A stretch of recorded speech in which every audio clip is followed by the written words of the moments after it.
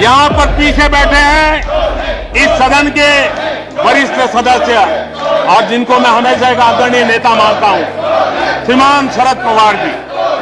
1980 में शरद पवार जी का आयु 35-40 साल की थी। एक नौजवान मुख्यमंत्री महाराष्ट्र की सेवा करने के लिए निकला था, उनकी सरकार को भी गिरा दिया गया। आज वो वहां है। कौन है वो? कौन है जिन्होंने किया? कौन है जिन्होंने किया? कौन है जिन्होंने किया? जरा डीएमके के मित्रों को भी बताता हूं, तमिलनाडु में एमजीआर और करुणानिधि जैसे दिग्गजों की सरकारें, उन सरकारों को भी इन्हीं कांग्रेस वालों ने बर्खास्त कर दिया। एमजीआर की आत्मा देखती होगी आप कहां खड़े हो।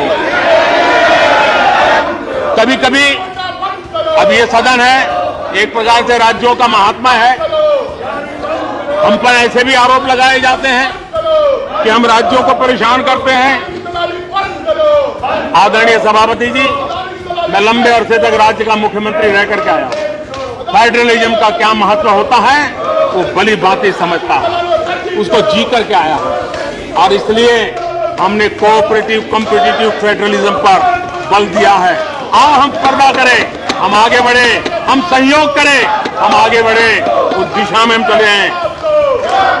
हमने हमारी नीतियों में नेशनल प्रोग्रेस का भी ध्यान रखा है और रीजनल एस्पिरेशन को भी एड्रेस किया है। National progress and regional aspiration, इसका परफेक्ट कॉम्बिनेशन हमारी नीतियों में दिखा है, क्योंकि हम सब मिलकर के 2047 तक एक विकसित भारत का सपना पूरा करने के लिए चल पड़े हैं। लेकिन जो लोग आज विपक्ष में बैठे हैं, उन्होंने तो राज्यों के अधिकारों की धज्जियां उड़ा दी।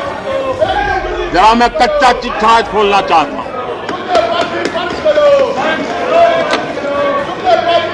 जरा इतिहास उठा करके देख लीजिए, वो कौन पार्टी थी, वो लोग कौन सत्ता में बैठे थे जिन्होंने आर्टिकल 356 का सबसे ज्यादा दुरुपयोग किया।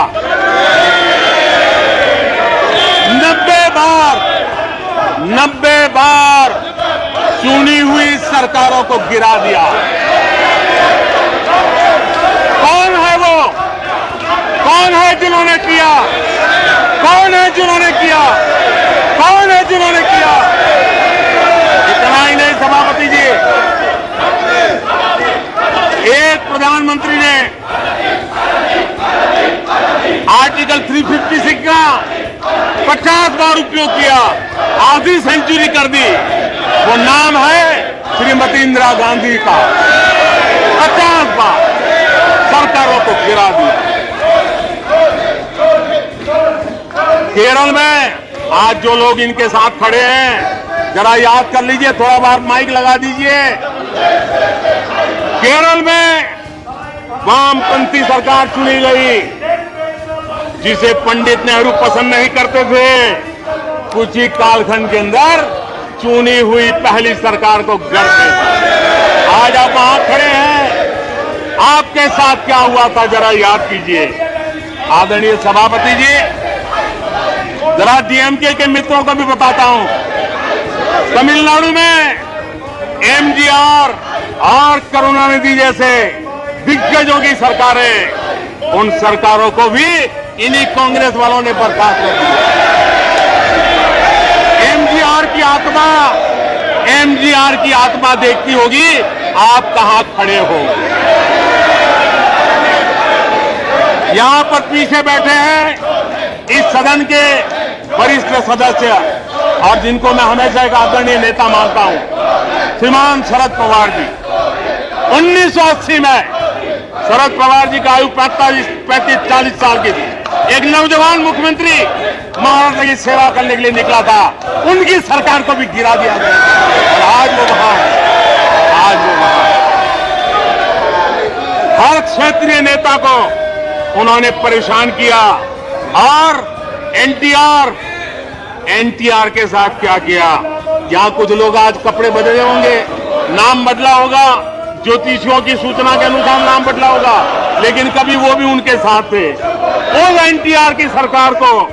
और वो तबीयत के लिए अमेरिका गए थे, अपने हेल्थ के लिए गए थे। आपने एनटीआर की सरकार को गिराने का प्रयास किया। ये कांग्रेस की राजनीति का स्तर था।